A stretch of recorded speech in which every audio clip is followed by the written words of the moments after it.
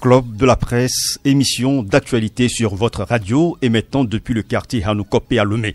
Émission relayée par des radios partenaires à travers le pays. Programme diffusé également sur notre site internet canalfm.com et sur notre application mobile Radio Canal FM. Merci de votre fidélité à la nouvelle génération. Michel Tomega est à la mise en onde. Géro Akoutia assure la mise en ligne. Je suis Fousseni Saïbou au micro. Pour le débat de ce jour, nous avons pour l'instant en studio Sylvestre Kokou Béni du journal La Manchette. Bonjour Sylvestre. Oui, bonjour cher ami et bonjour à tous les auditeurs, auditrices de Canal FM. Nous espérons Abbas Issaka de Magnan libéré, Joël Ega du journal Fraternité et Bouraïma Tchaboré du journal Le Messager. Merci de répondre à ce rendez-vous. Nous démarrons dans un instant.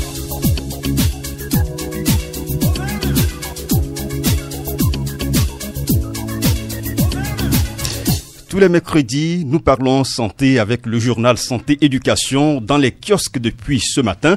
Gadiel Tchonyadi, bonjour. Fousseni, bonjour. Bonjour à tous ceux qui nous écoutent. Alors, Santé Éducation évoque des douleurs fréquentes qui deviennent inquiétantes. C'est à la page 4. Oui, vous savez, les douleurs constituent l'un des symptômes de plusieurs maladies. Vous savez, quand on est malade, très souvent pour plusieurs maladies, on sent des douleurs, on sent des douleurs, que ce soit même au niveau du palu, on sent les céphalées, on a les maux de tête, ou bien c'est un mal de ventre, ou bien on sent de la douleur dans tout l'organisme. Donc les douleurs constituent un symptôme important. Mais malheureusement, c'est qu'on ne peut pas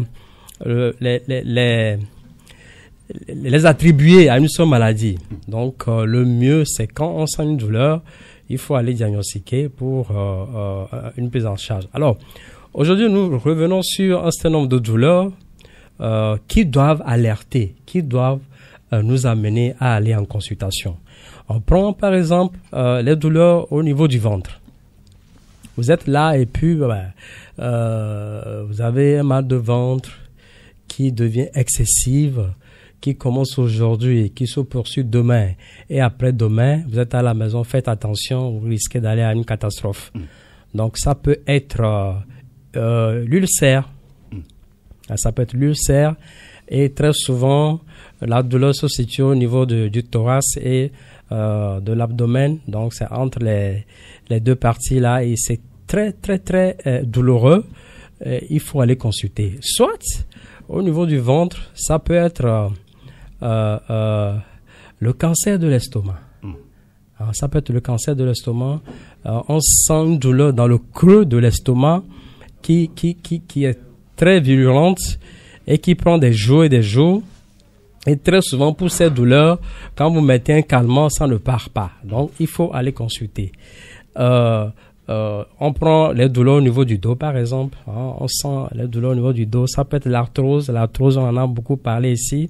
Un problème au niveau de l'articulation. Ou soit ça peut être la paralysie dans le bas du dos. Très souvent, la nuit, ces personnes ne dorment pas. Et on a même de la peine à se lever. Donc, c'est ce pourquoi on appelle ça douleur de paralysie. Donc, ce sont ces douleurs. Au niveau du thorax, vous êtes là et puis subitement, une douleur vient. Et elle se fortifie, elle devient très douloureuse au niveau du thorax. Ça peut être un signe de l'infarctus. Il faut rapidement aller consulter. Donc, quand on sent une douleur au niveau de l'organisme et qui prend du temps, on met du calmant, ça ne part pas. S'il vous plaît, c'est mieux d'aller consulter pour une prise en charge. Ça peut être un signe d'une maladie qu'on ne peut pas maîtriser à la maison. Parfois aussi, on a un maux de tête atroce qui s'étale sur plusieurs jours. Ça aussi, ça peut être un facteur de risque. Oui, tout à fait. Vous savez, l'encéphalo, bien le mal de tête, ça arrive au niveau de ceux qui, par exemple, ont l'hypertension. Il y a le mal de tête. Quand on a mal à la tête et que ça persiste. Il faut aller passer attention pour voir ce qui se passe. Ça peut être la tension qui monte, hein, vous voyez. Donc, en tout cas, toutes les douleurs, que ce soit depuis la tête jusqu'aux pieds, hein, quand on sent que vraiment c'est excessif, on n'arrive pas à supporter, on a pris un calmant, ça ne passe pas, ne restons pas à la maison, allons consulter pour une prise en charge. D'accord. Alors, vous écrivez aussi qu'il existe des remèdes pour soulager la gorge sèche. C'est quoi la gorge sèche d'abord? La gorge sèche, vous savez, c'est la saison, hein. Bon, ça arrive à tout moment, mais actuellement, vous allez voir que vous êtes là et puis du jour au lendemain, votre voix s'affaiblit, voix, elle se perd, hein. Vous perdez la voix temporellement, hein. Et quand vous parlez, on a l'impression que vous sortez d'une autre planète. C'est ça. C'est dû à quoi? C'est dû à un dessèchement de la muqueuse du pharynx. On sait que le pharynx, c'est un organe qui est impliqué dans plusieurs fonctionnalités au niveau de l'organisme, que ce soit au niveau du système digestif, du système respiratoire, même au niveau de l'audition. Donc, le pharynx agit ou bien a un rôle, a une fonction au niveau de ces différentes fonctions. Alors, c'est dû à quoi? Pourquoi on peut perdre la voix temporellement? Souvent, ceux qui prennent de l'alcool, quand vous exagérez au niveau de l'alcool, cela peut arriver. Ou bien, on s'est confronté à un froid élevé. Par exemple, sous le climatiseur, très fort, ça peut arriver. Ou bien, même la chaleur élevée aussi peut causer la perte de la voix. Donc, et puis, il y a la pollution aujourd'hui. La pollution, quand vous rentrez dans la ville de Lomé, vous voyez la poussière, la circulation avec la fumée et tout. Donc, cela peut conduire à là. Donc, nous avons un certain nombre de recettes avec les feuilles de l'eucalyptus, les feuilles le citron, le curcuma, le miel. Comment faire ces remèdes maison pour se retrouver vite la voix et voilà, libérer le pharynx. C'est contenu dans l'article. C'est contenu dans l'article. D'accord. Alors, ce mal est plus fréquent ces derniers temps avec l'harmattan. C'est une cause aussi. Oui, c'est l'une des causes. C'est l'une des causes. Il y a la poussière, il y a l'harmattan, il y a la pollution, donc tout ça. Il y a la chaleur, donc tout ça peut amener. Et puis il y a aussi l'infection. Je peux le dire ainsi. Il peut arriver que le pharynx soit infecté par une bactérie ou bien un virus. Il y a aussi cette possibilité. Cela peut amener à casser la voix ou bien à perdre temporairement la voix. D'accord. Et aussi un remède en cas de douleur de l'articulation de la mâchoire. L'articulation de la mâchoire, vous savez, c'est une douleur vraiment elle est très vive et quand cela arrive, entre la mâchoire inférieure et le crâne, cette articulation qui ne fonctionne pas bien, c'est douloureux et il y a certaines fonctions qu'on ne pouvez pas faire, par exemple rire, même sourire, c'est très difficile, manger, boire. Donc vous devenez une personne particulière qui reste dans une position assez particulière. Même si vous mettez un calmant, ça part, ça revient. Donc cela est dû à quoi? Souvent ça peut être dû à une carence de nutriments, surtout le magnésium, ce nutriment très important pour le fonctionnement de l'organisme. Donc il y a une carence en magnésium et les nutritionnistes conseillent ces personnes à se tourner rapidement vers les aliments dans lesquels on peut trouver le magnésium, notamment la banane, les épinards, voilà, la papaye. Donc, dans ces aliments, on peut trouver rapidement un degré assez élevé de magnésium. Ou soit, il y a des complexes. Comment les utiliser? C'est bien décrit aussi dans l'article. Et puis, il y a une sorte de massage aussi qu'on a bien décrit dans l'article qu'on peut faire. Bon, si ça ne passe pas, il faut aller en consultation. D'accord. Il faut aller en consultation. D'accord. Voilà. Alors, puisque nous parlons de santé, le Magnant Libéré écrit à la page 4, Santé publique, alerte contre le coronavirus, symptômes et précautions. Et puis, à la une du journal Fraternité, alerte sur le coronavirus, quelle gestion désinvolte du gouvernement? Le 22-22-20-73 sans répondant.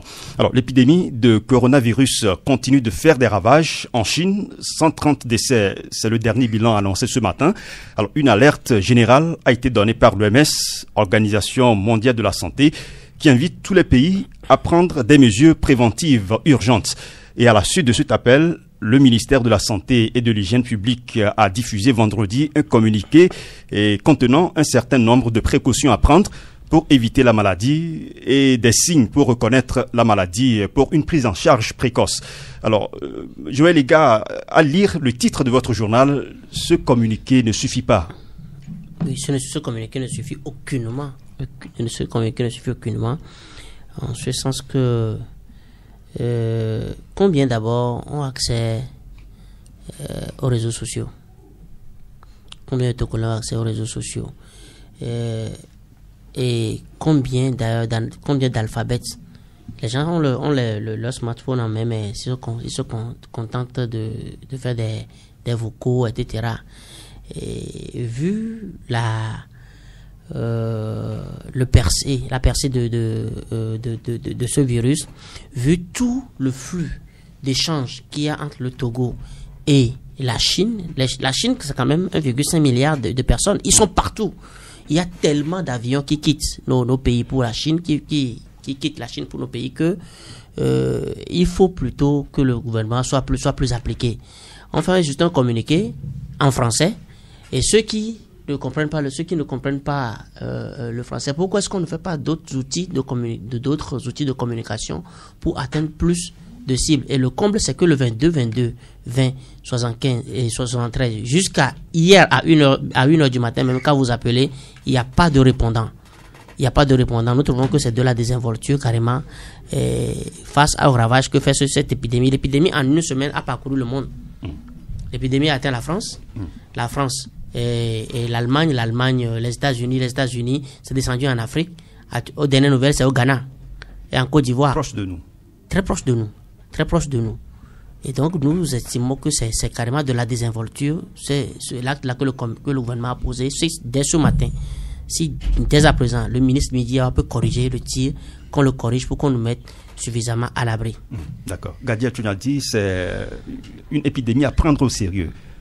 Mais tout à fait, puisque ça commence par faire des victimes, donc c'est à prendre au sérieux. Vous savez, on l'a toujours dit, c'est le moment des épidémies, des virus. Santé Éducation avait fait un titre, il y a de cela 2 parutions derrière, sur l'alimentation qu'on doit prendre pendant les périodes d'épidémie comme des virus. Donc c'est très important. Aujourd'hui, ce que vient de dire le collègue, oui, c'est vrai, il faut mettre encore beaucoup l'accent sur la communication, d'autant plus que le virus est déjà à côté, donc il faut communiquer.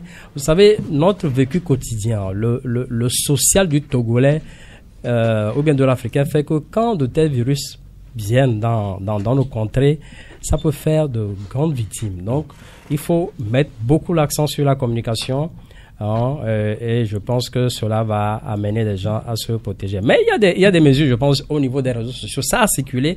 On peut relayer quand même ces informations dans nos maisons, autour de nous, et par rapport aux précautions à prendre vis-à-vis de ce virus. D'accord. Oui, si tu permets, hein. Vous savez que le hic, c'est que les manifestations du coronavirus sont tellement similaires à ce que nous connaissons d'habitude chez nous, surtout qu'au Togo aujourd'hui, on est en saison sèche. Ou surtout à l'intérieur du pays, par exemple, où les gens ont moins accès aux outils de communication, d'information, où facilement quelqu'un fait de la fièvre à côté de toi, il tousse, mais tu ne sais si il a le coronavirus ou pas. Et puisque le virus voyage à volonté. Au niveau de l'aéroport, qu'est-ce qui est fait pour contrôler le flux de passagers? Au niveau de l'aéroport international de Gnassingbé Adéma, au niveau de nos frontières, qu'est-ce qui est fait pour contrôler le flux des passagers? Rien n'est fait. Or, le comble, c'est qu'aujourd'hui, le coronavirus n'a pas de traitement. Il n'y a rien, tu peux faire les recherches, on ne te dira pas, c'est comme ça on traite le coronavirus. La meilleure gestion de ce virus, c'est de mettre la personne en quarantaine. Mais comment est-ce que je saurais que celui-là, dont la fièvre est passée de 37 à 39, qui passera bientôt à 40, il a le coronavirus ou pas? Donc, il faut qu'on soit plus sérieux. Cette histoire, ça veut dire que tu as le coronavirus, tu as 50% de chance 80% de chance de trépasser. Donc, c'est la meilleure chose, c'est la prévention. La prévention, c'est pas une communication efficace. D'accord. Nous avons été rejoints par 2 confrères. Bouraïma Tchaboré, bonjour. Oui, bonjour Saïbou, bonjour aux auditeurs et aux auditrices de Canal FM. Bonjour également aux confrères au studio ici. D'accord. Abbas Issaka également est là. Bonjour Abbas. Bonjour Sérieux, bonjour à tous les auditeurs et auditrices de Canal FM qui nous suivent en ce moment. D'accord. Réaction par rapport au coronavirus. Oui, je pense que la communication ne passe pas assez bien, tel que le dit Joël. Parce qu'il ne s'agit pas de faire la communication au niveau des réseaux sociaux qui se situent, parce que le Togo ne s'arrête pas à Lomé. Il faudrait intensifier ces genres de communication, puisque le gouvernement a eu de temps en temps à aussi faire de ces genres de choses par rapport au Ebola qui était arrivé au Togo ici. Il y a eu des communications qui sont passées. Mais j'ai cru entendre qu'au niveau de l'aéroport, des mesures sont prises. Parce que j'ai ouï dire qu'il y a une situation qui se présente. Un dispositif qui est installé pour voir tous ceux-là qui viennent. Si vous débarquez de l'avion, vous êtes soumis à un contrôle avant de rentrer au niveau dans la ville. Mais il faut intensifier tout ceci parce que tel que l'a dit Joël, c'est qu'à l'intérieur du pays, nos parents qui sont là-bas ne savent pas comment ça se passe. Si nous avons des communiqués sur les réseaux sociaux et que le gouvernement n'intensifie pas les actes de sensibilisation au niveau de nos parents sur le terrain, c'est qu'on n'a rien fait, puisque vous voyez qu'aujourd'hui, la Chine et le Togo, c'est tout comme le métier vieux. Parce que les gens font du commerce là-bas, ils font des activités. La plupart des Togolais, vous allez entendre, je vais en Chine. Ils vont en Chine faire des affaires. Ils vont revenir. Et lorsque ces gens-là reviennent, que c'est à l'intérieur qu'ils vont aller, quelqu'un attrape ça là-bas, comment est-ce que la personne va se gérer? Donc il faut prendre tous les dispositifs de sensibilisation et aller au fond. Ce qui se fait à l'aéroport, c'est bon. Mais il faut étendre ça aussi. D'accord. Sylvestre Béni. Oui, moi je crois que c'est important. Hein. C'est important surtout au niveau de l'aéroport parce que tel que mes deux confrères l'ont dit, aujourd'hui il y a beaucoup qui voyagent en Chine. Hein. Aujourd'hui vous voyez le commerce aujourd'hui au Togo, vous voyez même des jeunes dames, c'est en Chine, vont payer donc du moins c'est des téléviseurs tout. Donc même notre confrère Tchaboré, donc il était en Chine quand il est rentré. Est-ce qu'il a été au moins contrôlé au niveau de l'aéroport? Donc je crois que il y a quand même, c'est vrai que il faut un dispositif assez important au niveau de l'aéroport. Maintenant, nos frontières également, nos frontières sont tellement poreuses aujourd'hui. Il suffit donc de passer par quelques voies détournées là et vous êtes déjà au Ghana. Et vice versa, vous vous retrouvez au Togo. Donc, nos frontières également sont poreuses. Or, c'est un virus qui voyage, tel que Joël l'a dit tout à l'heure. Donc, il faut des dispositifs, il faut prendre des précautions. Mais l'impression, c'est qu'au niveau donc du ministère de la Santé, on ne sent pas le ministre pour l'instant. Il est vrai, il a balancé un communiqué dans la masse il y a quelques jours, mais on ne le sent pas. Aujourd'hui, lorsque je vais peut-être, c'est pas à Akparatao ou bien à l'Éré, dès jeudi, coronavirus, mais bon, on me dira, c'est quoi ça en fait? C'est quoi? C'est encore le nom de quel succès ou quoi, je sais pas. Donc, il faudrait qu'on passe l'information, que ce soit en langue et autres, pour que tout le monde soit au même diaspora. Oui, j'aborde le dernier point par rapport à ce que le confrère venait de dire tout à l'heure en langue locale. Je pense que la promptitude devait être de mise. Par rapport à cette maladie, ça devait être de mise le plus rapidement possible au niveau du ministère, que les gens s'organisent et puis on cherche les personnes indiquées, les personnes ressources pour qu'on puisse relayer la sensibilisation dans nos langues locales. Je crois que c'est très important. Le plus rapidement, comme on avait eu à le faire avec le virus Ebola, c'est très important. C'est vrai, il y a des dispositions qui sont prises au niveau de l'aéroport, mais au niveau de nos frontières, on a plusieurs frontières et on le dit, nos frontières sont poreuses.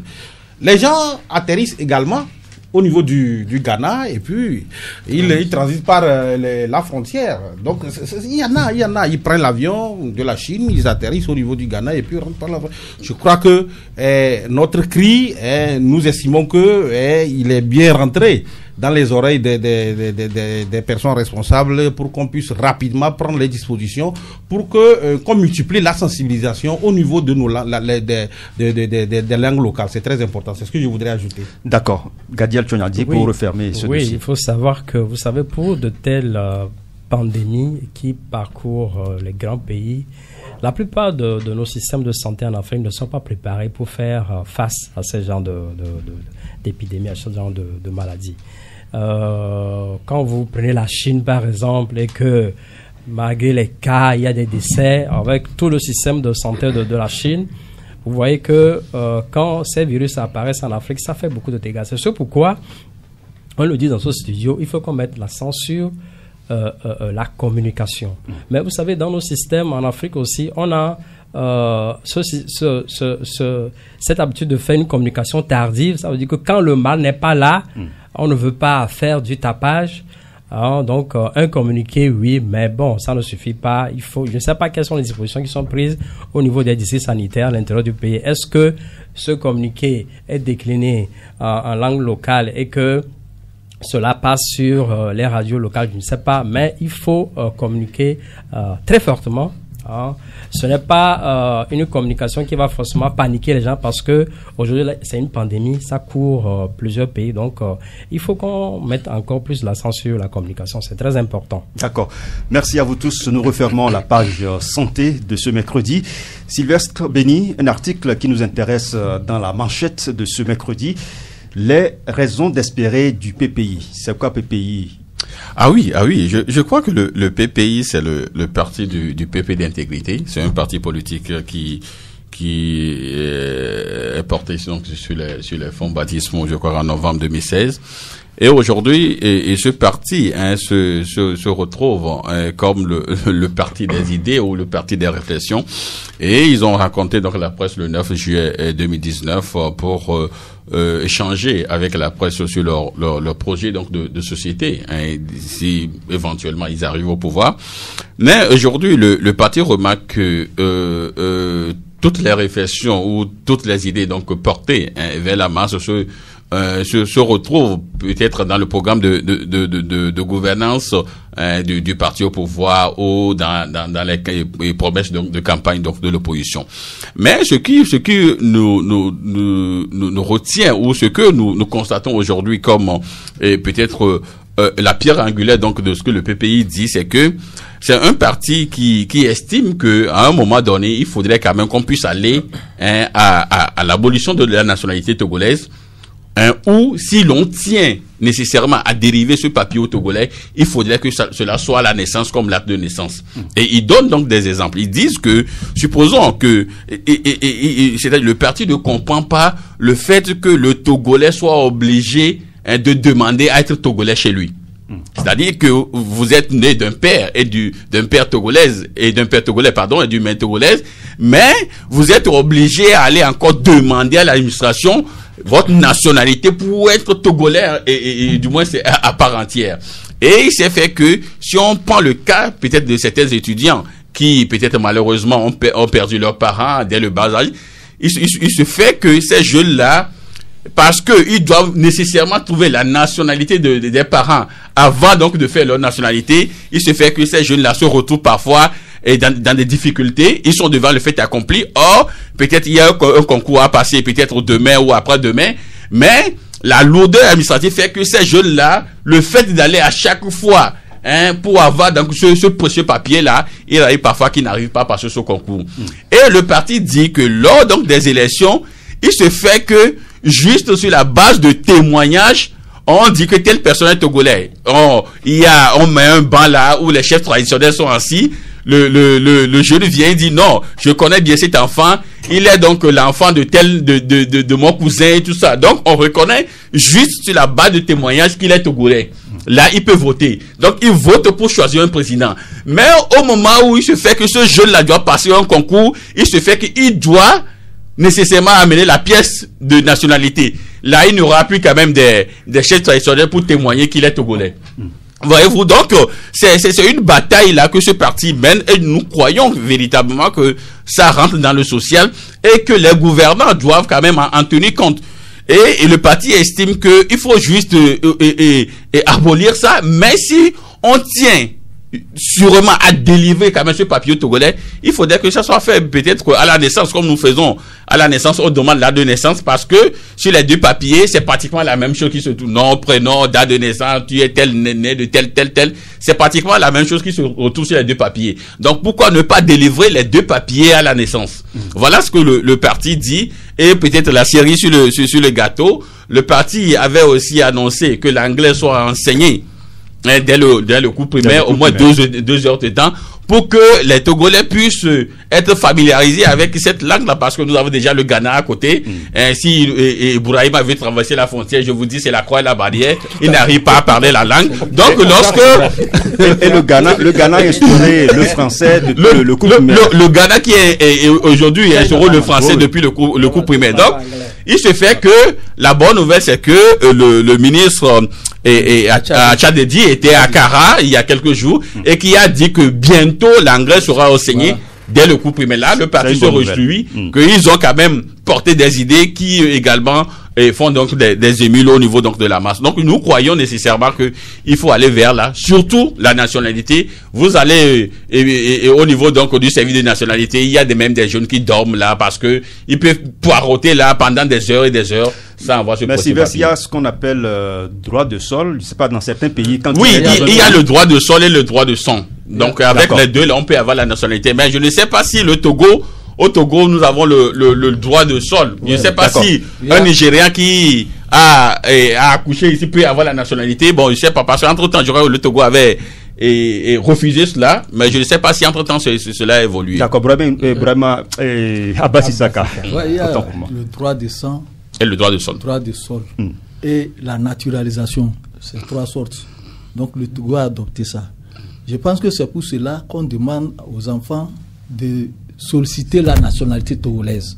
Parce qu'il se peut qu'un enfant, lorsqu'il est né, ou bien ses parents ne veulent pas qu'il ait la nationalité togolaise et qu'il soit... Parce que vous voyez qu'à certains moments, des gens ont la nationalité togolaise, mais ils renoncent à cette nationalité.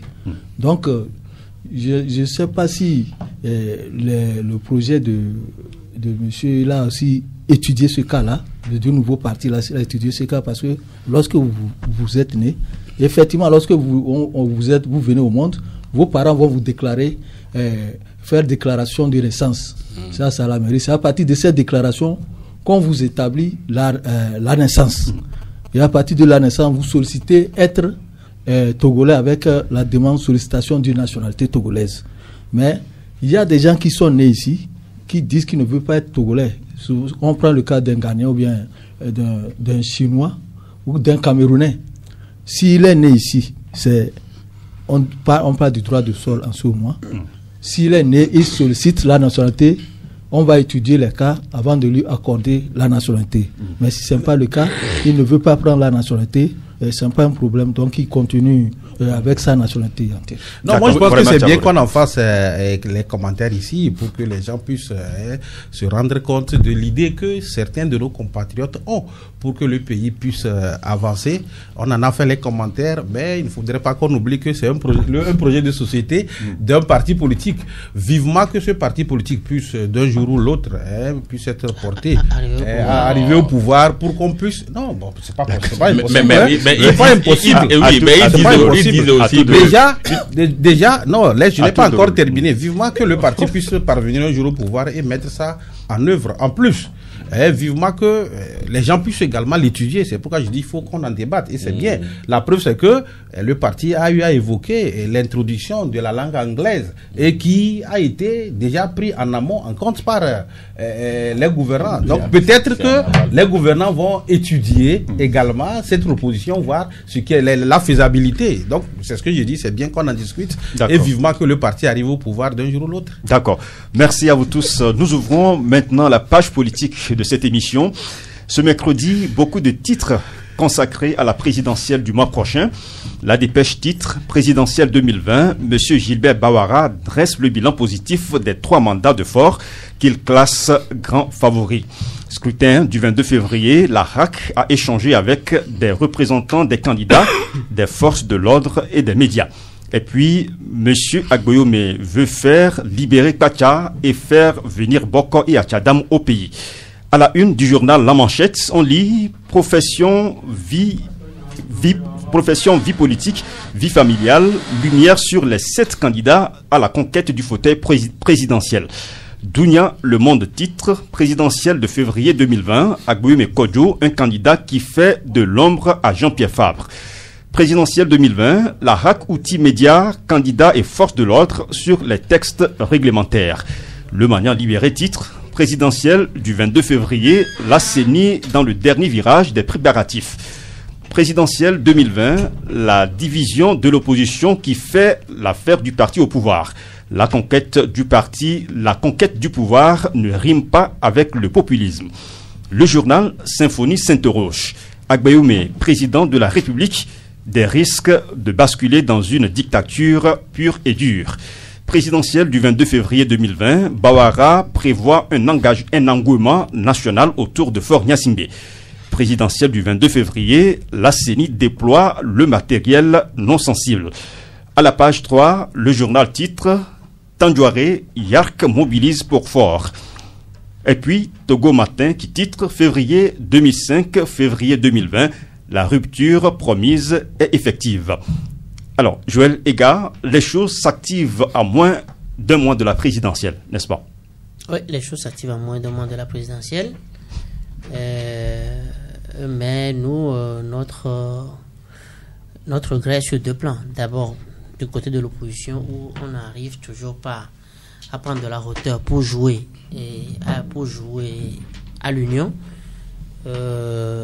Parce que c'est vrai que c'est de là que je donne ma seconde inquiétude. Cette seconde inquiétude qu'on voit du côté du pouvoir où, d'abord, elle est sur 2 pieds. D'abord, on fait tout pour montrer que non, il n'y aura pas d'enjeu le 22 février, que ça sera un coup chaos, c'est plié d'avance parce que la CENI est sous contrôle, la Cour constitutionnelle est sous les bottes, comment vous l'appelez, l'armée est mobilisée fortement, et c'est là le second pied de mon inquiétude vis-à-vis venant de UNIR, parce que on est actuellement en train de violenter carrément l'esprit des Togolais. On ne sait pas ce qui se passe, mais vous voyez des gens armés, en armement de guerre, et qui sont au carrefour, on les croise partout, ce qu'on ne voit que dans des situations exceptionnelles. Et pourquoi on trouve nécessaire de violenter tant? De quoi a-t-on peur? Pour que les Togolais ne dorment plus tranquilles et qu'on nous martyrise tous les jours. On va même descendre dans les maisons pour arrêter des gens, pour le mater, les gens disparaissent. Et la dernière fois, bon, c'est quoi? Tigre Révolution. Ou bon, même quand tu détiens une manchette, on t'arrête. Et quand tu détiens un lance-caillou, on t'arrête, etc. Je crois que on en a plein la gorge. Et donc je souhaite que face au plan du coup chaos que propose le pouvoir, que nos positions aussi s'unissent pour renverser, c'est la vapeur du coup chaos contre le pouvoir. Et ça, c'est seulement par l'union. D'accord. Romain Tchaboré, côté CENI, les choses avancent également. Il y a eu déploiement du matériel sensible, comme l'a écrit un journal. Oui, c'est moi-même qui l'ai écrit. Voilà. Oui, c'est le messager. Effectivement, le lundi, la CENI a eu à déployer le matériel non sensible, comme l'a signifié son président. C'était une manière de commencer déjà par prévoir, parce que là, le président a le souligné dans son interview, comme quoi il faudrait quand même commencer par préparer le terrain bien avant pour que à la dernière minute qu'on ne soit pas surpris d'un certain nombre de désagréments. Moi je pense que c'est une bonne chose déjà que la CENI puisse quand même déployer les choses et mettre tous les acteurs de cette présidentielle dans le bain pour que tout le monde sache là où nous sommes en train d'aller, parce que nous avons eu à accuser la CENI de par le passé de fait de s'aligner ou bien de parvenir à l'improvisation à la dernière minute où il y a certaines choses qui ne marchent pas, où il y a le matériel qui n'est pas convoyé. Moi je pense que le travail que la CENI est en train de faire déjà, c'est une bonne chose, le fait de prendre les dispositions et en amont par rapport à cette présidentielle.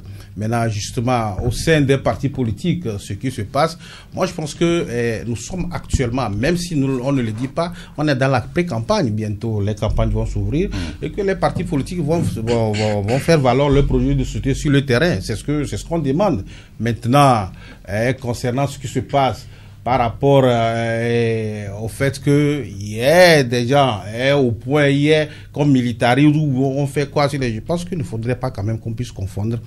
Actuellement, je ne sais pas si le confrère voudrait parler par rapport à ce qui s'est passé avec l'arrestation de 51 personnes, je crois. De 31 personnes. Oui, je crois que... Ce n'est que le détail. Voilà, je crois que il faut quand même qu'on puisse faire la part des choses. C'est vrai. Est-ce que ce qui a été fait, ce qui a été dit, est-ce qu'on a pu faire des recherches pour savoir est-ce que c'est vrai ou bien c'est faux? Mais dans le cadre de la présidentielle, moi je pense que il faudrait laisser les candidats qui sont là, laisser tout le monde faire la campagne comme il le veut, quitte à la population de faire son choix le jour J pour savoir qui il veut pour qu'il nous dirige durant les 5 prochaines années. Moi je pense que c'est comme ça. Nous devons à l'heure actuelle penser pour éviter de semer un peu de la confusion et de tiraillement pour rien du tout. D'accord. Sylvestre Béni, c'est vrai que c'est inédit de voir à la veille d'une présidentielle des forces de l'ordre larguées partout dans le pays. Ça peut être aussi pour sécuriser le pays, n'est-ce pas? Oui, je crois qu'on peut également peut-être essayer de comprendre la chose également de cette manière.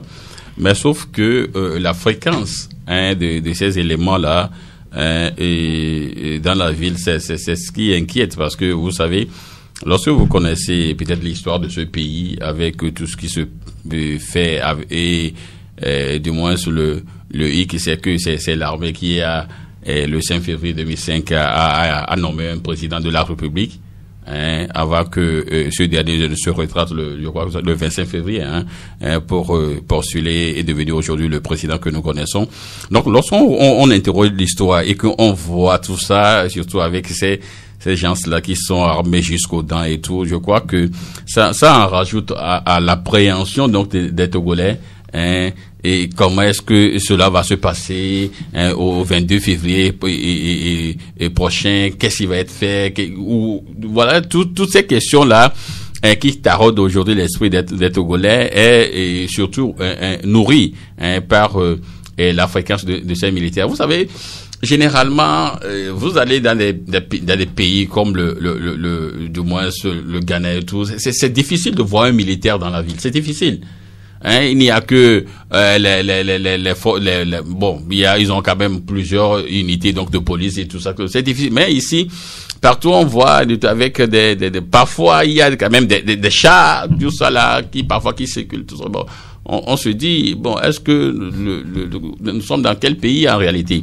Donc je crois que si c'est juste pour sécuriser le pays, je crois que on peut, il y a la police qui est là, il y a la gendarmerie qui est là, qui est d'ailleurs une force hybride, parce que la gendarmerie est police et militaire.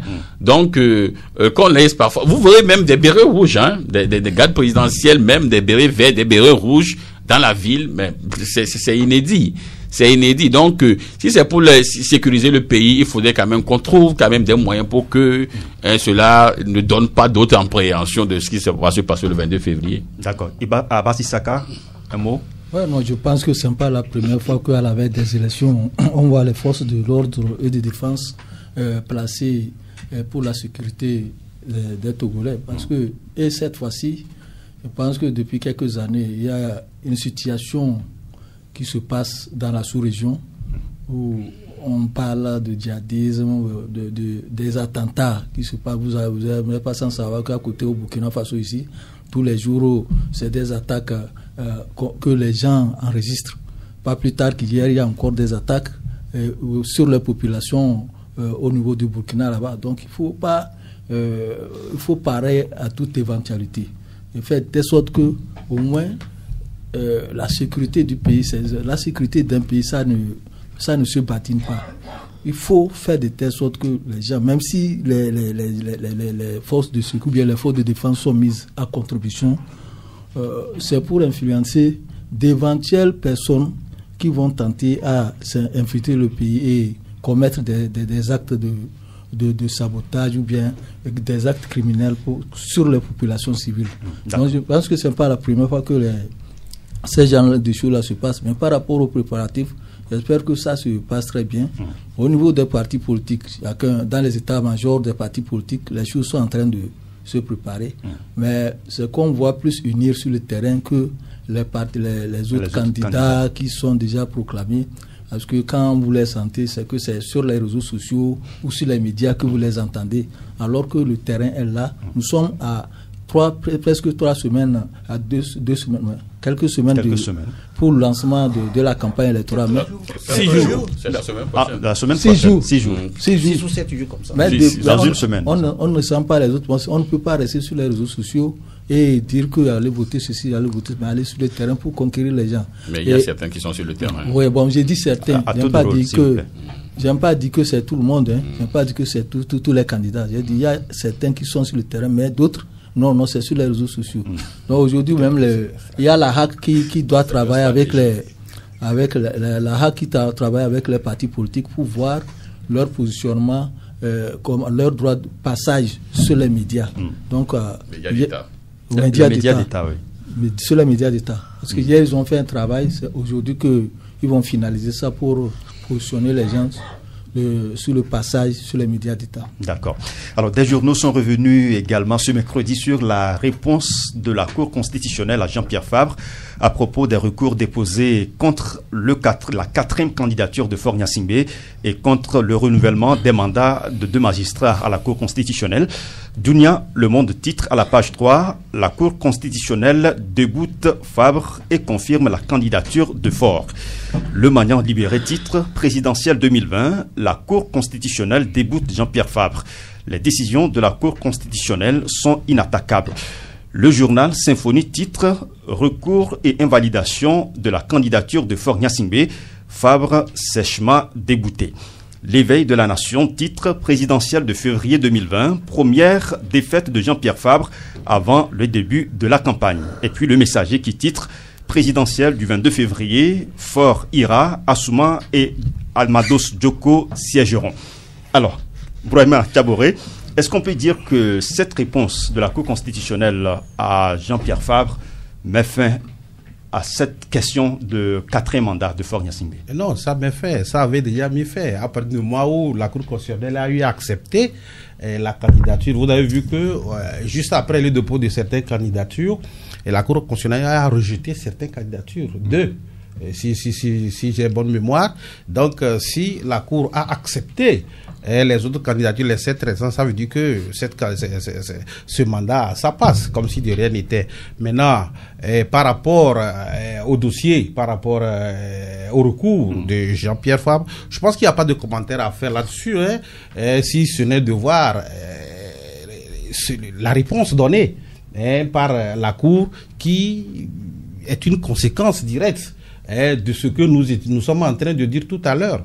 Vous savez, nous ne sommes pas des juristes, mais lorsque on peut peut-être évoquer quelques bruits par rapport à ce qui s'est passé, la question que beaucoup se posent, et il y a beaucoup de gens qui ont eu à revenir là-dessus, c'est de savoir pourquoi M. Jean-Pierre Fabre a-t-il laissé, après le dépôt de sa candidature, pour procéder à un recours. Il aurait pu faire peut-être en amont avant de déposer sa candidature. Beaucoup de gens se le posent. Beaucoup de gens se posent la question de savoir, puisque une cour que vous recusez, et vous déposez sa candidature, cette même cour valide votre candidature, et maintenant après tout vous revenez pour recuser. Ce sont des petites questions que les gens se posent, et les gens peut-être en amont se disaient, bon, même ce recours ne pouvait pas quand même aller loin. C'est vrai, il a essayé de le faire, mais on attend de voir. Aujourd'hui, je pense que Jean-Pierre Fabre doit plutôt, si vraiment il a l'intention d'aller à ces élections, le 22 février, doit se focaliser, comme l'a dit certains confrères,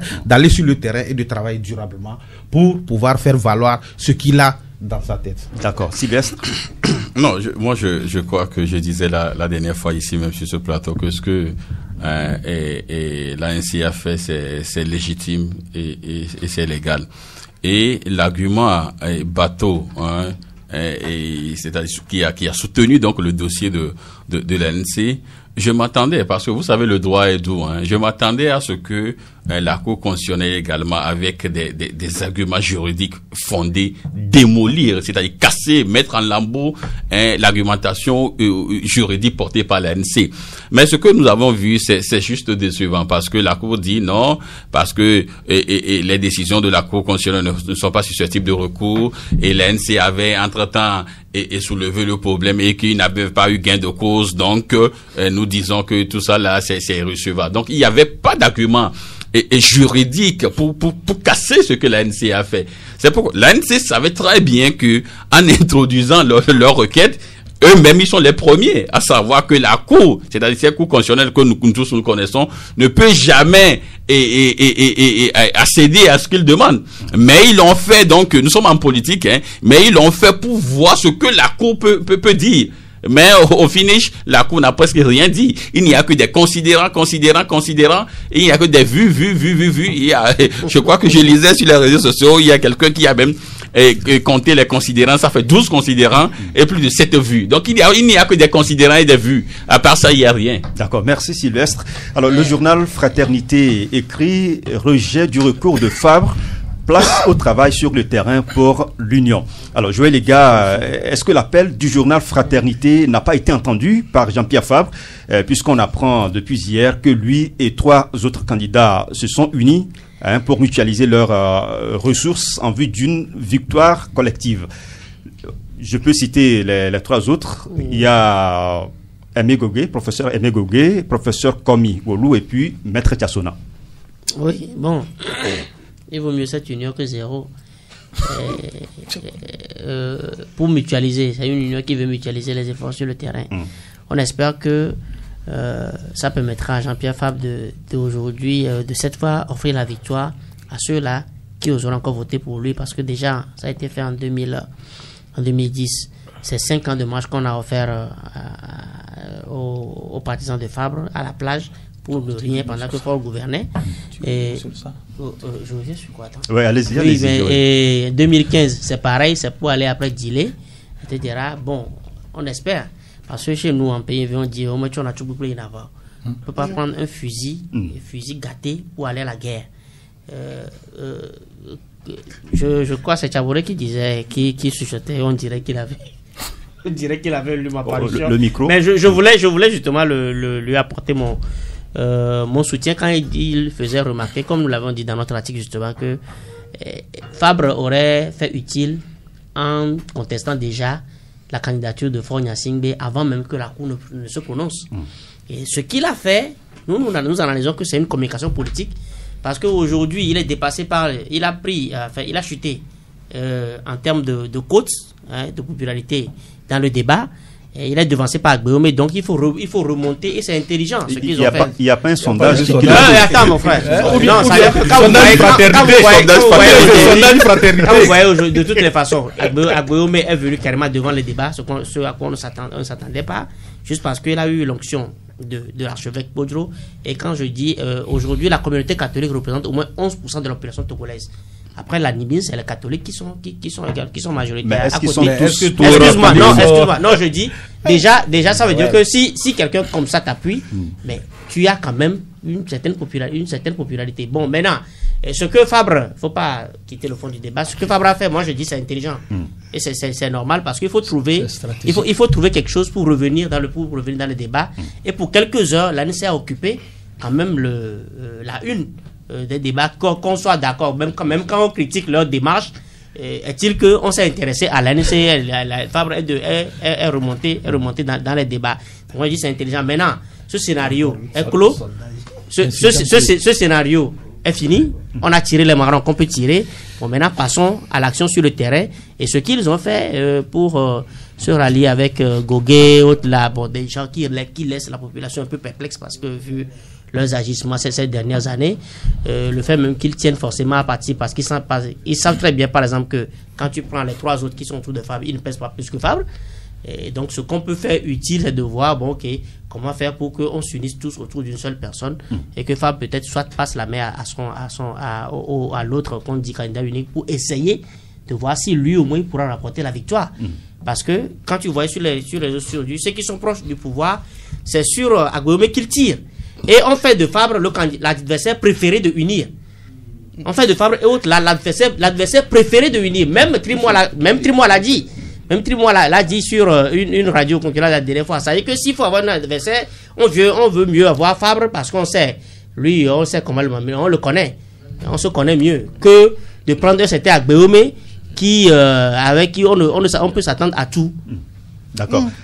Abba Sissaka, cette union, il ne s'agit pas de candidature unique. Ça veut dire que les 4 candidats iront aux élections. Mais comment on peut comprendre cette union?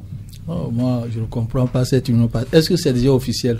En principe, ça devait être officialisé à partir d'une conférence de presse. Ce sont les réseaux sociaux qui ont annoncé cette union. Il y a un site qui a annoncé ça. Mais est-ce que c'est officiel à leur niveau? Parce que chacun va, selon lui, à ces élections. Chacun va battre campagne selon lui. On ne peut pas comprendre aujourd'hui qu'on parle d'une union autour de Fabre.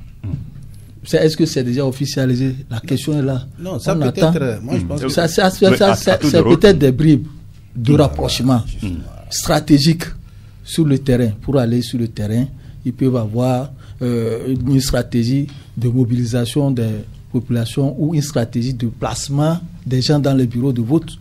Parce que quand vous prenez un seul parti ne peut pas couvrir les 9 bureaux de vote avec ses représentants. Les 9 000. 9 000 plutôt, j'ai pas de 9. J'ai pris 9. Vous avez dit 9. Non, 9 000 bureaux de vote. C'est 9 000 bureaux de vote. Aucun parti, à part même le parti au pouvoir, qui peut placer ces gens dans les bureaux de vote. On ne peut pas. Peut-être que c'est dans cette logique que les autres se sont associés pour avoir au moins des représentants dans les bureaux de vote et suivre ce qui se passe exactement. Donc, je voulais revenir par rapport au rejet des requêtes de Jean-Pierre Fabre. Ça dit, nous avons dit que vous avez vu que lorsque on prend les 2 requêtes, la première requête sur la candidature de Fogna Singba a été rejetée parce que c'est la Cour constitutionnelle qui a décidé et les décisions de la Cour constitutionnelle sont inattaquables. La deuxième requête qui attaque les 2 membres de la Cour constitutionnelle, ça, ils ont pris ça, mais après étude, ils ont dit que c'est rejeté. La première était recevable, la seconde est recevable, mais a été étudiée, et après les motifs évoqués, elle a été rejetée. Parce que elle a été rejetée, oui, puisque les choses sont déroulées à l'Assemblée nationale, et quand on prend la situation selon les explications qu'ils ont données dans les motifs, on comprend mieux que ce qui s'est passé à l'Assemblée nationale. Ils disent que ça ne les regarde pas, ça c'est autre chose. D'accord. Alors Sylvestre, revenons sur cette union des 4 candidats. Selon le site d'information Le Républicain Info, les 4 candidats se sont réunis au domicile de Maître Zeusa Javon. Alors l'objectif de la réunion était d'analyser les forces et les faiblesses de chaque parti, voir quelle stratégie adopter et initier une mutualisation des ressources pour, disons, arracher l'alternance en 2020. Oui, je crois que le thème précis, il y a cette mutualisation des ressources. Et j'ai même dit, il y a des gens qui disent des ressources humaines. Voilà. Donc c'est là, on comprend que, et tel que Abbas le disait tout à l'heure, c'est qu'ils veulent faire un bon maillage du territoire, ne serait-ce que pour occuper les 9 000 bureaux de vote. Vous savez, quelqu'un qui est, c'est pas...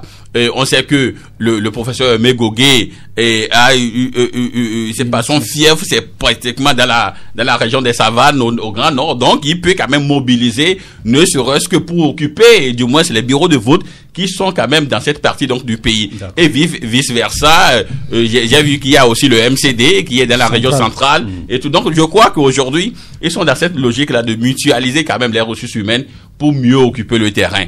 Maintenant, est-ce que je crois que c'est également une stratégie, hein, ils ont bien fait quand même de le faire, mais je crois que l'opposition gagnerait et gagnerait beaucoup plus donc, au niveau donc de l'opinion nationale en fédérant toutes les énergies, c'est-à-dire les 6 de l'opposition.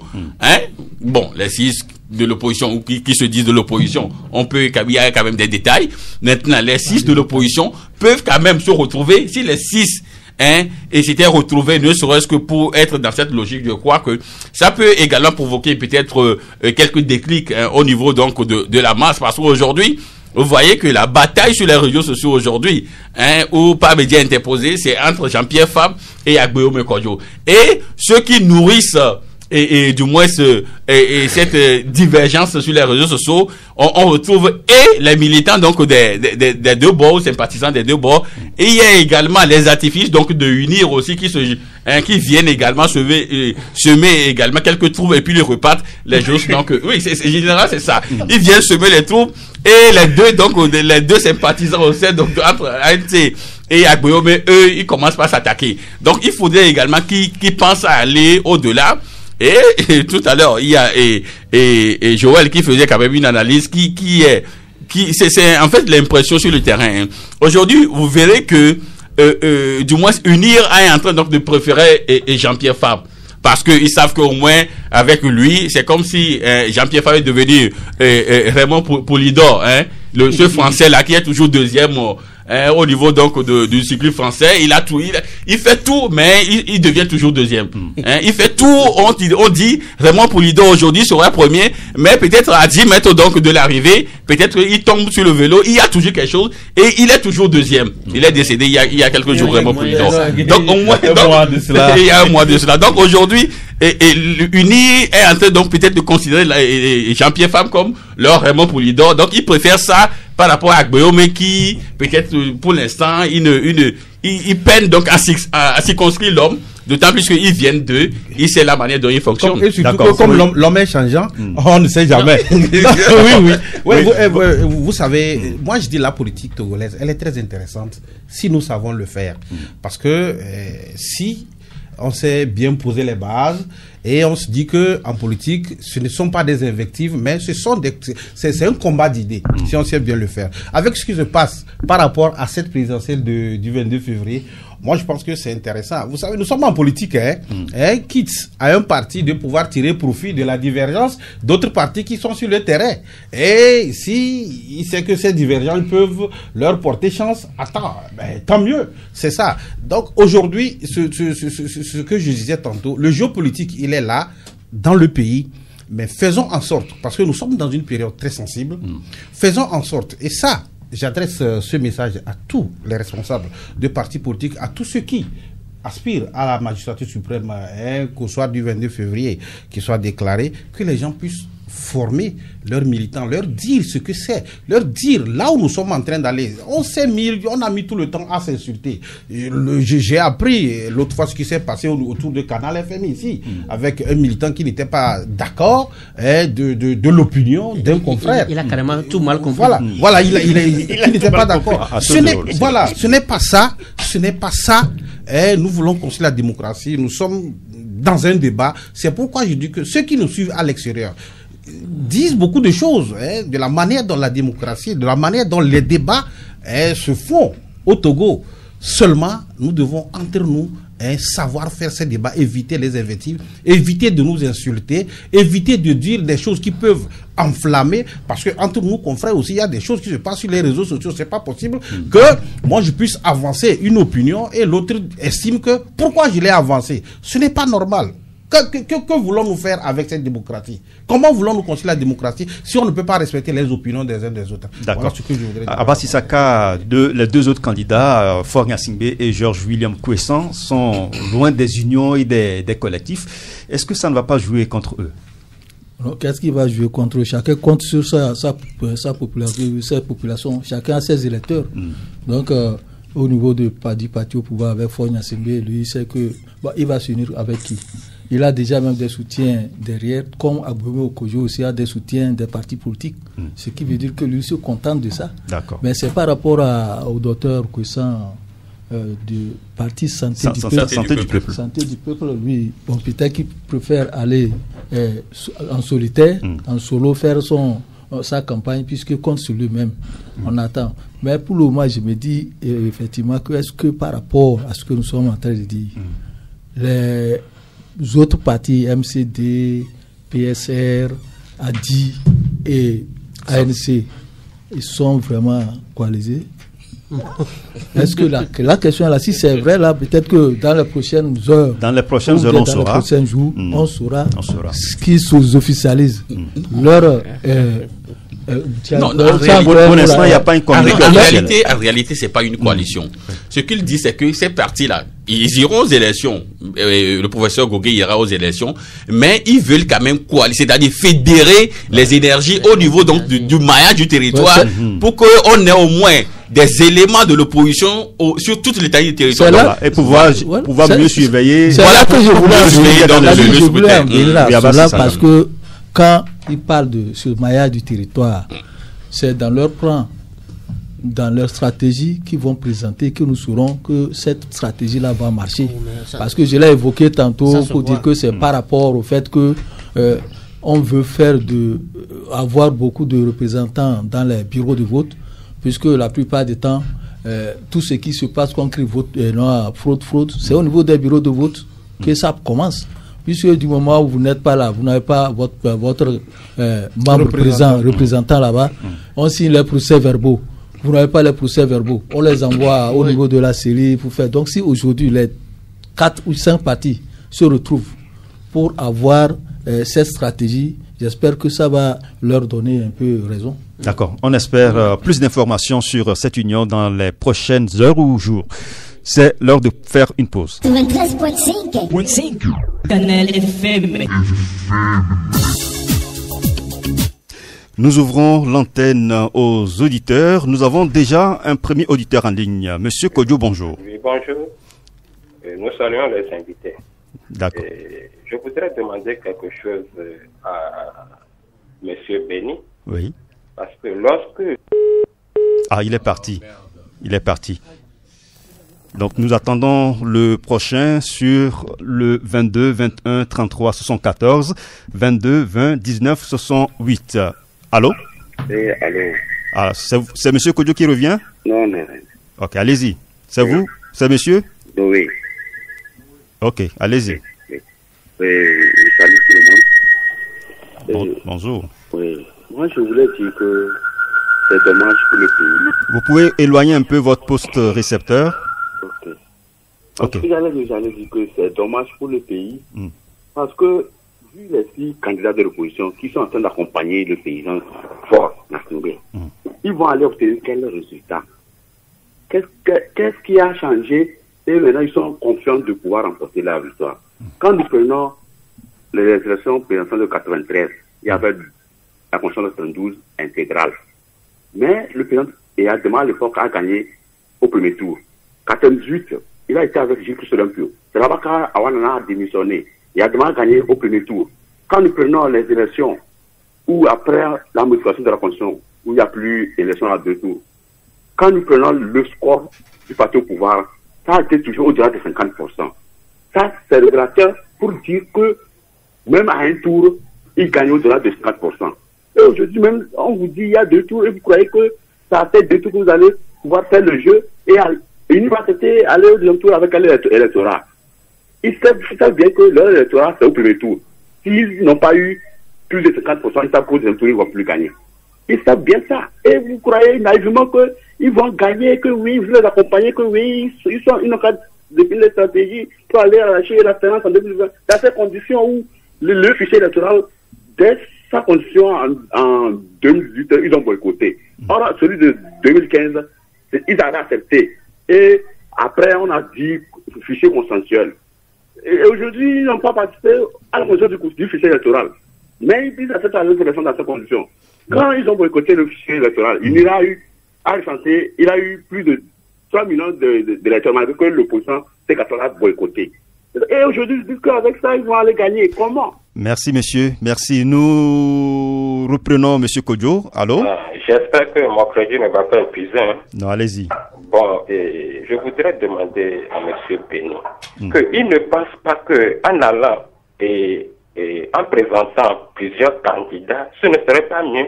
Parce que si on nous dit d'aller à un seul tour, je vous dis qu'au Togo, on vote les personnes. Peut-être qu'il y a un votant qui veut aller voter au premier tour, mais le candidat qui se présente là, il n'est pas d'accord avec lui. De deux, le groupe de Monseigneur Potro nous avait présenté Jean-Pierre Fabre comme un dur, qu'il est trop dur pour le pouvoir. C'est pourquoi ils veulent chercher quelqu'un qui est un peu faible. Maintenant, sur le plateau, il y a d'autres journalistes aussi qui nous donnent que le Parti uni préfère ANC. On ne comprend rien. Hein? D'accord, merci. Je voudrais que vous nous expliquiez un peu. Sylvestre. Non, ce que nous disons sur le plateau, cher Rabi, c'est que nous sommes en train donc de rapporter ce que nous voyons. Aujourd'hui, si vous voyez sur les réseaux sociaux, vous verrez que ceux qui s'attaquaient à l'époque du moins à l'ANC aujourd'hui, et à Jean-Pierre Fabre, aujourd'hui, ils ont retourné du moins, ils se sont retournés contre Agbeyome, et ils présentent aujourd'hui Jean-Pierre Fabre comme celui à même donc de faire face à monsieur Fogna Singbe. C'est là où nous disons qu'aujourd'hui, Uni est en train donc de présenter la chose comme Jean-Pierre Fabre est devenu leur du moins challenger ou leur adversaire préféré. D'accord. Voilà. Voilà, c'est ce que nous sommes en train de rapporter. Maintenant, merci. En ce qui concerne, je crois qu'on va revenir. D'accord, ok. Nous avons monsieur Ousmane en ligne. Allô? Monsieur Ousmane? Allô? Oui, allez-y. Allô, bonjour. Bonjour. Allez-y. Bonjour, je salue le plateau. Vous savez, le problème politique au Togo, c'est depuis longtemps où les gens se vont et ils font la politique du siège vide depuis le temps du feu général Eyadema. Mais aujourd'hui, Agbeyome qui est né du RPT, unir aujourd'hui, qui s'aligne contre son père. Vous croyez que ça peut aller? L'enfant que tu as éduqué, mais c'est impossible. L'opposition togolaise n'a qu'à laisser ce peuple-là dans la paix. Ils nous dérangent. C'est leur pain quotidien. Ils courent leur pain quotidien. Ils n'ont pas nous laisser dans la liberté. Nous voulons la paix dans ce pays. Celui qui va faire régner la paix du nord au sud, de l'est à l'ouest, c'est celui-là que nous voulons. Ok, merci M. Ousmane. Nous prenons M. Sandro. Allô? Oui, bonjour. Bonjour, monsieur. Bonjour, le plateau. Oui. Bon, à propos de coaliser leurs forces pour pouvoir mailler tout le territoire national pour les 4 candidats. Oui, moi je vois que c'est une bonne chose. On tend vers l'unicité d'action pour les partis de l'opposition. Et avec ça, on est sûr que le candidat du pouvoir serait un peu complexé si les forces là s'unissent autour de lui.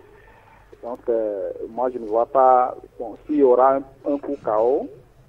Probablement, c'est les partis d'opposition qui seront en tête, parce qu'il n'y a pas possibilité pour voir le candidat de venir remporter une élection au premier tour. D'accord. Parce que, vu ce que le parti a fait depuis plus de 15 ans déjà pour l'actuel président, on est sûr que c'est les partis d'opposition qui gagneront au premier tour. Ok, merci M. Sandro. M. Kokou, bonjour. Bonjour monsieur le journaliste. Oui, allez-y. Et je salue tes confrères à côté de toi là-bas. Merci. Bon, s'il vous plaît, monsieur le journaliste, vous voyez, lorsque vous faites certaines analyses, vous les citoyens, les auditeurs, on tombe de nuit. Lorsque vous disiez là-bas que l'ANC ne devait pas saisir la Cour constitutionnelle, il devait le faire plus tôt. Mais que les gens ont relevé lors de la conférence de presse. Sans être candidat, M. Jean-Pierre Fabre ne pouvait pas saisir la Cour constitutionnelle. Tout ça là, on vous a dit, on a dit ça aux journalistes. Pourquoi vous n'arrivez pas à nous informer selon les textes, vous faites des analyses comme si les journalistes sont contre la personne. Secondo, lorsque on répète à grande voix que la Cour constitutionnelle dit que ce qui s'est fait à l'Assemblée nationale ne le concerne pas, il ne va pas mettre sa voix dedans. Quel est le rôle de la Cour constitutionnelle? C'est la Cour constitutionnelle seule qui est habilitée à regarder tout le fonctionnement des institutions, de toutes les institutions du pays. Mais quand cette Cour même nous dit que ce qui s'est fait à l'Assemblée nationale, elle ne va pas se prononcer dessus, elle ne va pas mettre sa bouche dedans. Mais nous sommes dans quel pays? D'accord, merci Monsieur Kokou. Nous prenons Monsieur Léopold. Bonjour. Alors, bonjour Monsieur Saïdou. Oui, allez-y. Je salue le plateau. Oui, je voudrais intervenir par rapport à un auditeur qui venait de dire tout à l'heure que c'est le peuple tranquille et qu'on est fatigué. On est fatigué comment? On veut aller à une élection, on dit qu'on est fatigué. Il faut que les gens arrêtent de nous ennuyer dans ce pays-là. On peut aller aux élections. Tout ce que nous voulons, que les élections soient transparentes. C'est toujours celui qui gagne, il va gouverner notre Togo. Que les gens arrêtent de dire qu'on est fatigué. On est fatigué de quoi? Bon, concernant la réaction de Jean-Pierre Favre à la Cour constitutionnelle, il est clair que si Jean-Pierre Favre n'est pas, il ne pouvait pas saisir la Cour constitutionnelle. C'est ce que la Cour constitutionnelle lui avait dit en tout temps, quand il avait saisi. Donc, maintenant qu'il a saisi légalement, quand il est candidat, la Cour constitutionnelle s'est prononcée. Le débat s'arrête là. Le président est clos. D'accord. Merci, Monsieur Léopold. Monsieur Georges. Allô. Allô, bonjour. Bonjour. Allez-y. C'est pour aborder dans le même sens. D'accord. Je crois qu'il faut que les journalistes soient mieux éclairés. Il faut qu'au niveau de chaque radio alpé, qu'il y ait un juriste pour venir nous expliquer les choses, au lieu que les journalistes débitent tout ce qu'ils doivent en débiter. Il y a des actes pour la postérité. Ils donnent leurs avis, monsieur. Ils donnent leurs avis. Ils donnent leurs avis, oui. Il y a des actes qu'on pose pour l'histoire. C'est ce que l'ANC a fait. Il y a des historiens de l'histoire même. Et ces historiens, qu'est-ce qu'ils font? Ils prennent les textes et ils les analysent. Et on dira, je ne suis pas en train de vous insulter, et on dira qu'à tel moment, tel parti politique a dénoncé tel acte. C'est tout. L'ANC savait que la requête allait être refusée. Donc, il ne faut pas... Non, dans les pays occidentaux, chaque radio, chaque télévision a son juriste. Et on sait que Sylvestre Béni intervient au niveau de Nana FM en tant que juriste. Il va passer tout son temps, toute sa journée, l'année à lire les textes juridiques. Et là, on amène le juriste. Et Sylvestre, ce que l'ANC a fait là, que c'est bon. C'est comme ça que ça se passe. Merci, M. Georges. Merci, M. Georges. Oui. Va nous empêcher de faire nos analyses. Oui. Nous sommes des journalistes et que c'est ce que nous avons appris. Et dès que on nous invite au plateau pour faire des analyses, nous faisons des analyses. C'est bien. Nous avons eu à le dire. Nous ne sommes pas des juristes. Alors, ce n'est pas à nous d'aller inviter un juriste pour venir nous expliquer. Nous tentons d'expliquer ce que nous faisons à travers nos débats et c'est comme ça. Mais nous dire que il faut que nous soyons quand même, je ne sais quoi, qu'est-ce qu'il dit, c'est. Merci. Vous l'avez dit, ce n'est pas une insulte, mais je crois que vraiment vous êtes un peu allé trop. Merci Brahima. Nous prenons un autre auditeur, Aboubacar. Bonjour, monsieur Saïd. Oui, allez-y. Oui, ça va. Je salue très bien monsieur Joël Ega, puisque l'analyse qu'il avait fait là, concernant les militaires. Le pouvoir veut nous intimider, mais nous allons se mobiliser, sortir, aller voter. Concernant les partis politiques qui sont en groupe avec ANC là. Monsieur Francis Pedro a parlé le matin. D'accord. Il n'en sait rien qu'ils sont en politique. Que n'importe qui peut écrire n'importe comment. Je vous remercie. D'accord, merci beaucoup. Sylvestre? Oui, l'auditeur précédent, je ne sais pas si c'est à moi il adresse la question, mais si nous suivons au tout début de l'émission, j'avais quand même dit que ce que l'ANC a introduit comme requête est légal et légitime. Donc je ne sais pas s'il a suivi, et j'avais même dit que la Cour constitutionnelle a manqué d'arguments pour démolir ce que l'ANC a fait. Je ne sais pas si nous avons suivi au début, mais je vais quand même lui rafraîchir la mémoire que ce que j'ai dit. D'accord. Alors, oui, nous allons reprendre les auditeurs. Oui, il dit que nous ne sommes pas habilités parce que nous ne sommes pas juristes à le dire. C'est ce qu'il a dit. Non, le journaliste est tout. Merci. Nous reprenons Monsieur Kokou qui revient. Allô. Oui, bonjour. Bonjour. Voilà. Allez-y. Vous voyez, lorsque vous faites vos analyses, que la population ne vous comprend pas et vous dit certaines choses, vous nous dites que c'est vos avis. Est-ce que le rôle des journalistes, la population a le droit de connaître les avis des journalistes, ou bien la population veut les informations et l'éducation? Ce n'est pas vous qui devez m'enseigner quel est le fonctionnement de la Cour constitutionnelle, mais lorsque vous faites des analyses et vous dites que c'est vos avis, est-ce que c'est vos avis que nous devons savoir? D'accord, merci M. Kokou. Nous prenons le dernier auditeur, M. Noé. Oui. Bonjour. Oui, bonjour. Et moi, j'allais dire que, au lieu que les auditeurs ou les militants des partis politiques de l'opposition s'en prennent aux journalistes à leur travail, ça ne vaut pas la peine. Ce ne sont pas les journalistes qui sont à l'origine des problèmes du Togo. C'est eux-mêmes les leaders des partis politiques de l'opposition. Et vous allez voir que hier, c'est l'UFC qui jouait le jeu du pouvoir. Aujourd'hui, c'est l'ANC. Et ils servent de béquille à ce pouvoir pour sa longévité au pouvoir. Quand vous voyez ce que l'Assemblée actuelle constate est nommé, le travail qu'ils ont fait, si depuis 2006, où on a fait la PG, si l'UFC avait accepté faire des choses comme ça, aujourd'hui, on ne doit pas parler de Forest Ngbe. Ils ont été dans une radicalité qui a arrangé le pouvoir. Et aujourd'hui, ça continue avec l'ANC. Et ils trouvent une porte sortie et ils avancent tranquillement en se justifiant avec des lois auprès de la communauté internationale. Donc ils jouent le jeu du pouvoir, ils sont de la béquille. Donc on les met en garde. Au lieu de s'en prendre aux journalistes, on doit s'en prendre à eux. Si à l'issue de cette élection, ils disent encore qu'on les a volés. Parce qu'ils ouvrent une brèche déjà pour dire que les conditions ne sont pas bonnes, mais ils vont y aller. Demain, c'est pour qu'on les conteste. Donc on les met en garde. S'ils perdent des élections, ils viennent nous dire qu'on les a volés. Au lieu de s'en prendre aux journalistes, on s'en prendra à eux. Merci, M. Noé. Alors, Abbas Issaka, réaction par rapport à tout ce qui a été dit? Par rapport à ce M. Kokou. Kokou, oui. Mais à chaque fois qu'il prend la parole, j'ai l'impression qu'il veut s'en prendre aux journalistes et nous montrer notre travail. Nous ne faisons que des constats. Nous sommes là, il y a les faits qui sont vus par nous, mais lui veut que nous, on dise ce que lui pense. Nous avons des choses, nous faisons des commentaires. Si ça ne va pas dans son intérêt, c'est la démocratie, c'est la libre d'opinion, la liberté d'opinion.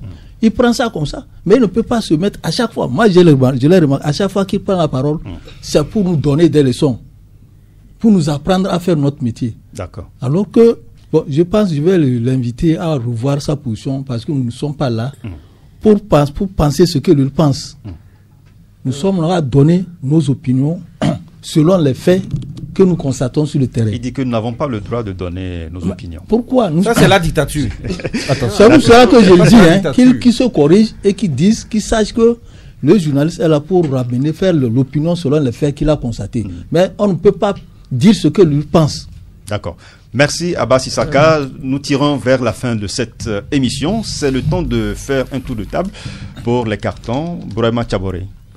Non, moi j'ai un carton vert, si je peux dire ainsi, aux forces de l'ordre et de sécurité dans leur ensemble pour le travail qu'ils abattent, que ce soit ceux qui sont postés sur des points pour régulariser la circulation. Aujourd'hui, j'ai eu à voir avec ce brouillard les forces de l'ordre qui sont dans des coins les plus reculés pour régulariser la situation. Je crois que ça m'a fait chaud au cœur. C'est une bonne chose. Carton vert à vous, les forces de l'ordre et de sécurité. D'accord. Sylvestre? Non, je donne un carton rouge vif au colonel Akboyi. Parce que je ne comprends pourquoi on peut encore maintenir Claude Leroy à son poste. C'est le monsieur là qui nous a payé les maillots pour les éperviers, ou c'est lui qui nous donne les ballons. Le monsieur ne fait pas de résultats depuis qu'il est là. Et vous le maintenez donc à son poste. Or, aujourd'hui, vous voyez qu'il y a une scission entre la fédération. C'est-à-dire, il n'y a plus d'engouement autour de l'équipe. Mais vous maintenez le monsieur. C'est triste. Carton rouge vif. D'accord. Joël, les gars. Moi, c'est un carton jaune à l'endroit de tous ceux qui ne veulent pas concéder le pardon pour donner les chances à l'alternance. D'accord. Mon carton va à l'endroit, tant à l'endroit de l'auditeur là qui ne comprend rien du débat, qui ne comprend. Et avec cet esprit, il est plus dangereux que ce qu'on reproche à Unir. D'accord, ça fait deux cartons. Il est plus dangereux. D'accord, Abbas Issaka. Oui, mais je donne un carton rouge parce que au niveau d'un motocycliste, carton rouge au motocycliste, lorsque vous êtes là garé, il y a un feu rouge qui est allumé, perdez au moins quelques 30 secondes pour rester en vie, que de dépasser. C'est-à-dire, vous avez vu les autres garés, mais vous les dépassez, vous faufilez et puis vous passez. Un accident peut vite arriver tout à l'heure et les 30 secondes que vous n'avez pas voulu perdre, c'est que vous allez perdre toute votre vie à l'éternité. Ou soit vous allez, ils n'ont qu'à aller à la traumatologie, à l'hôpital, voir comment les choses. Mais ce matin, j'ai fait le constat. J'ai dit, mais nous sommes là. Et deux messieurs, ils sont venus, quelqu'un est passé par là, l'autre est passé, alors que tout le monde attend que le feu vert nous salue. D'accord. Gadiel, tu en as dit? Oui, toujours au niveau de la route. Le micro? Oui, allez-y. Toujours au niveau de la route. Oui. Vous savez, quand un conducteur est sur la route principale et que quelqu'un est au niveau de la route secondaire, le code de la route délimite déjà celui qui passe avant l'autre. Mais à Lomé, on a constaté que ceux qui sortent des routes secondaires sont plus pressés que celui qui est sur la route principale, qui a la priorité d'abord. Est-ce que vous voyez? C'est ça qui cause des accidents, c'est ça qui cause des carambolages au niveau de la circulation. Donc, carton rouge à ceux-là qui sortent des routes secondaires, qui sont plus pressés que ceux qui sont sur les voies principales. D'accord. Merci à vous tous. C'est fini pour aujourd'hui. Abbas Issaka de Magnan libéré, Sylvestre Kokou Béni du journal La Manchette, Joël Ega du journal Fraternité, Boraïma Tchaboré du journal Le Messager, et puis Gadiel Tchonyadi du journal Santé Éducation. Sas Innocent Gao vous retrouve demain à 11h.